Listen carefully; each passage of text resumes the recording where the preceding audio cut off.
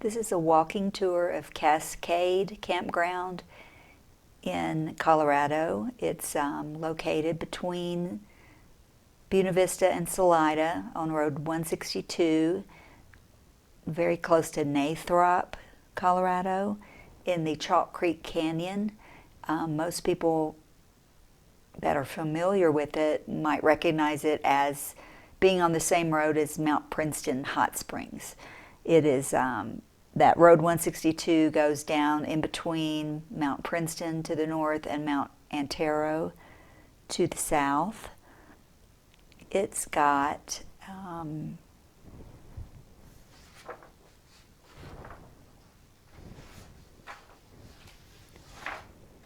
21 campsites. 8 are first come, first serve.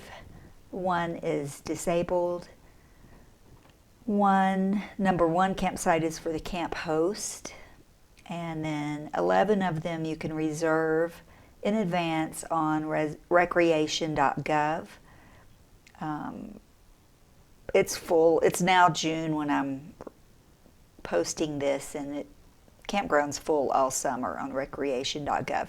So I'd recommend, it's like a 6-month rolling system they use to reserve. So if you want to go in the summer, you need to start in January, February, March, something like that, if you want to be sure and get the spot you want. The weekends, of course, will fill up the first and the fastest.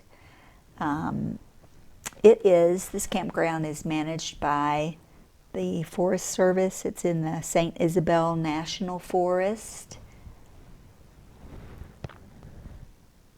There are 3 campgrounds on this road. There's Mount Princeton Campground, Chalk Lake Campground, and Cascade Campground. They're all very similar. They're all managed by the U.S. Forest Service. They're all kind of right in a row on the side of the road, County Road 162. So, pretty simple. This one does have drinking water. There's a little hand pump here.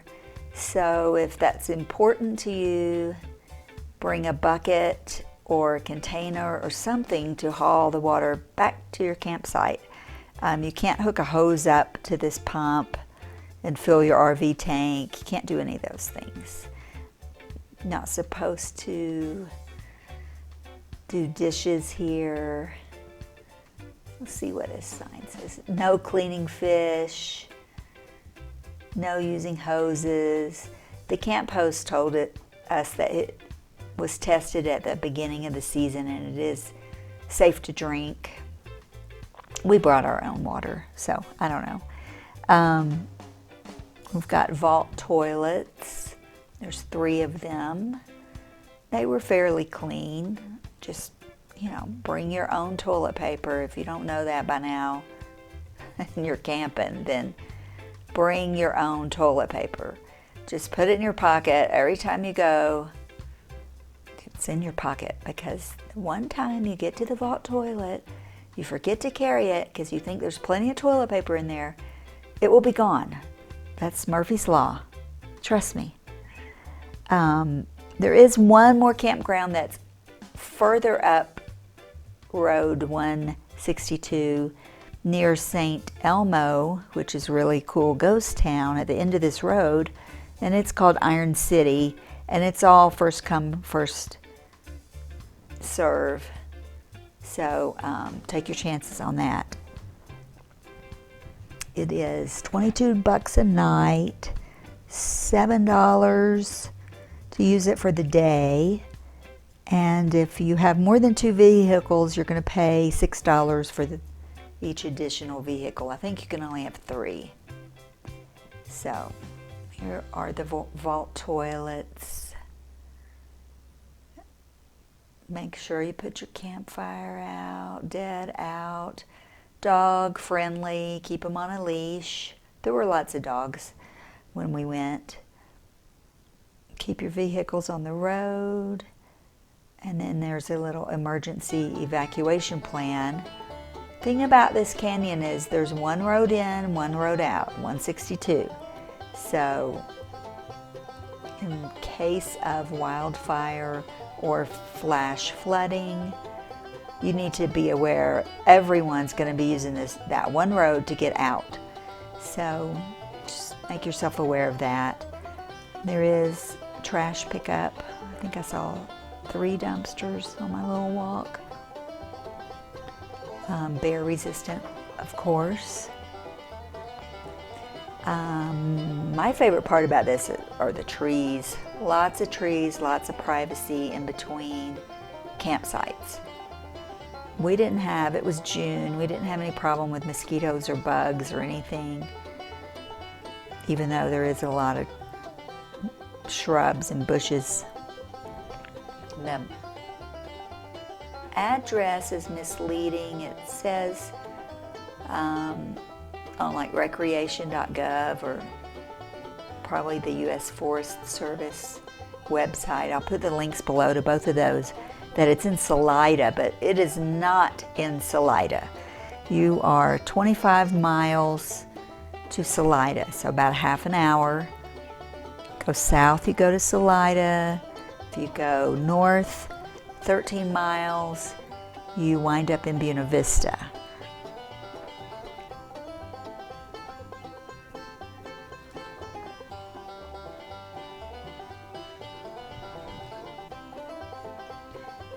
Closest town is Nathrop. That's where you turn off of the Highway 285. You turn at Nathrop and you go past Mount Princeton Hot Springs, and you go past another big thing you might recognize. I forgot what it's called, some kind of guest ranch.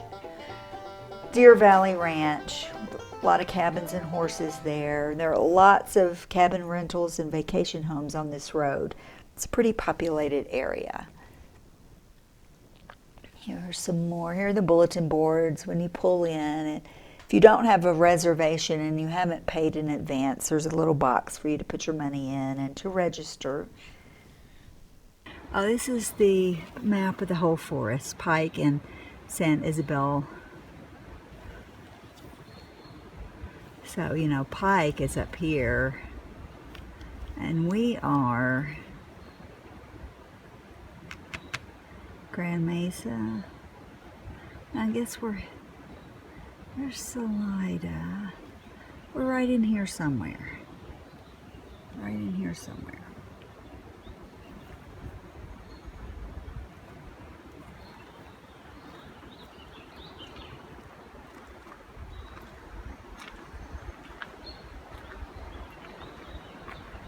They charge her $6 for extra vehicle. Good grief.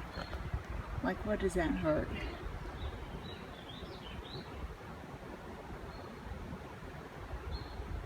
Fill out an envelope. I don't think that applies much anymore because you have to reserve everything online now. America the Beautiful, Golden Passport, Senior and Access Pass, 50% off fee, site registration.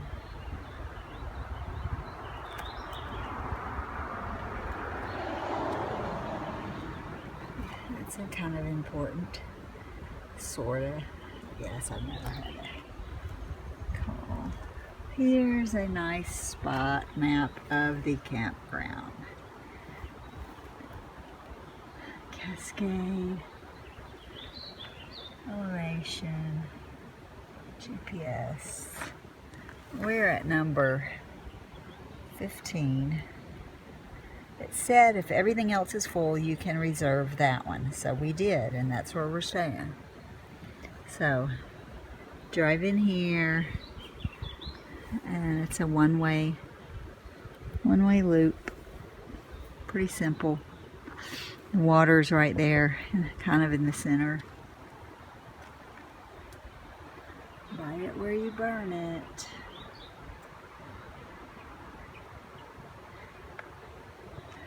Put your fee there. Do not need to bring your own firewood from out of the county. You need to buy it in Chaffee County and use it there. And we're still walking. this loop that I'm walking, I didn't really start at the beginning. I started in the middle at number 15, and now I'm walking back to my campsite. There are no hookups here, no electric, no water, no dump station. Just vault toilet and drinking water and garbage pickup. Can't ride four-wheelers inside the campground.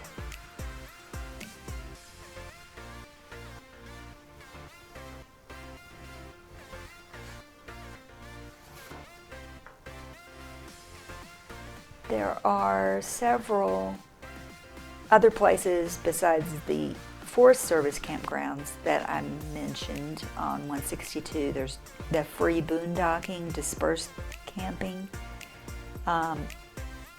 It is available above St. Elmo or at the old ghost town of Hancock. Neither one of those seemed really, I mean, they're great if you've got like just a Jeep and a tent. I would scout it out first before I would try to drive like my nice RV up there. I don't think that'd be the place to go for that kind of boondocking. You'd want to stick to Browns Creek Trailhead or Forest Road 272. It's not in Chalk Canyon, but it's very, very close. So my 3 top things I would recommend doing while you're there, other than hiking and four-wheeling, is Mount Princeton Hot Springs, which of course you pay. It's a very nice resort, and you can swim in all their pools. And then I've been there before, but we didn't go this time.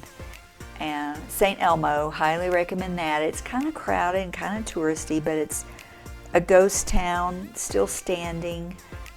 It's just at the end of the road, 162, up higher, and it's a nice little drive. And then Alpine Lake is a bigger lake that's up there that I think might be less crowded and more scenic. There is Chalk Lake. You could probably walk to Chalk Lake from this campground. Very, very close. It's more like a little pond if you ask me, and you can go fishing there, especially if you have kids. I don't know if you're going to catch anything. It looks like it's overfished, but you can try. I found most of the spots to be pretty flat. Looking at this one here on the right, where you're backing up on a hill to get in there.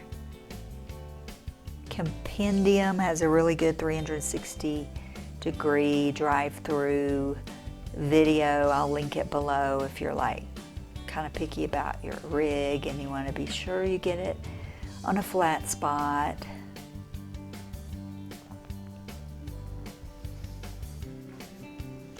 Maximum 8 people per campsite, 2 tents, or just 1 RV per campsite.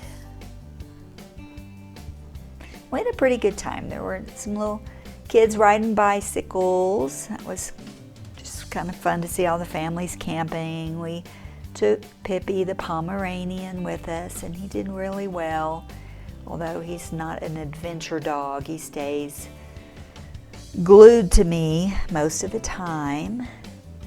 I'd say my favorite thing about this is the shade.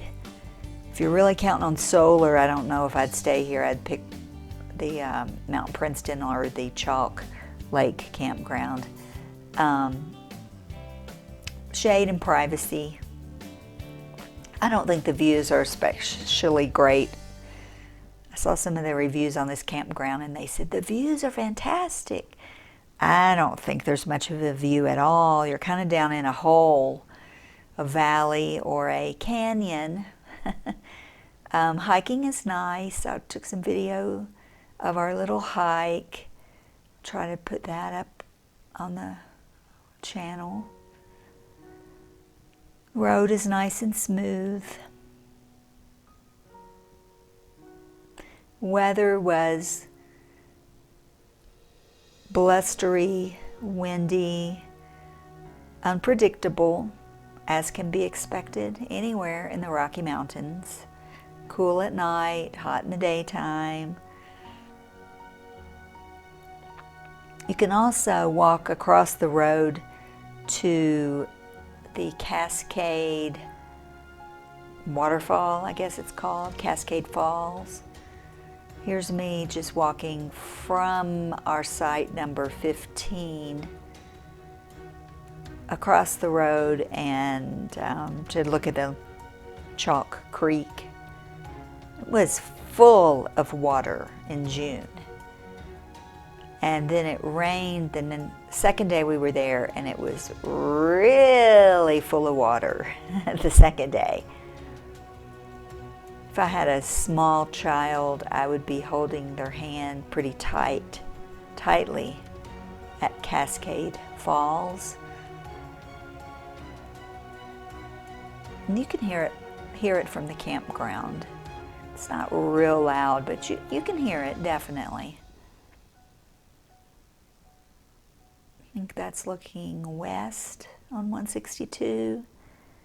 And this is looking east. If you look closely, there's a little bit of snow at the very top up there.